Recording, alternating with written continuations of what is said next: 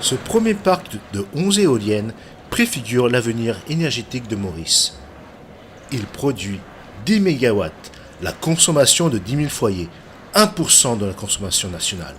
Les énergies renouvelables ne représentent aujourd'hui que 20% de cette consommation. Pour lui, veut que leur part atteigne 35% d'ici 2025. La topographie mauricienne se prête parfaitement à l'éolien. Cela justifie les ambitions de l'île qui veut rattraper la Réunion.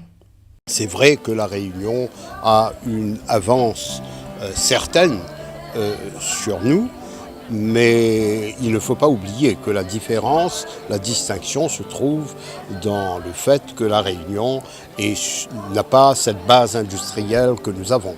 Nous avons donc créé une filiale de maintenance à Maurice qui s'appelle Quadrant ONM et nous avons donc embauché 3 techniciens mauriciens pour vraiment prendre soin de ces machines. Ces techniciens, on les a formés, ça fait maintenant 1 an qu'on les forme, depuis le 4 janvier pour être précis.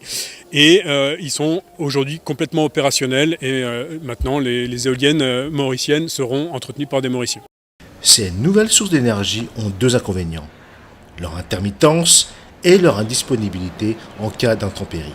Il faudrait donc des batteries de stockage. Maurice n'en possède pas.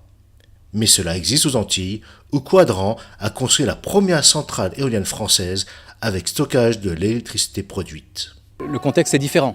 En Guadeloupe, nous avons atteint une limite qui est un peu théorique, mais qui a été définie par les pouvoirs publics, qui est de 30%. On ne doit pas dépasser 30% de la puissance installée avec des énergies intermittentes, donc l'éolien et le solaire. Donc on a atteint ces 30% et il faut, au-dessus de 30%, mettre des batteries de stockage qui permettent de lisser la production. Ici, à Maurice, ce sont les premières installations. On est très loin encore de ces 30% d'énergie intermittente, donc ce n'est pas du tout nécessaire. Ça le deviendra dans 2 ans, 3 ans, 5 ans, j'en sais rien, mais aujourd'hui ce n'est pas nécessaire.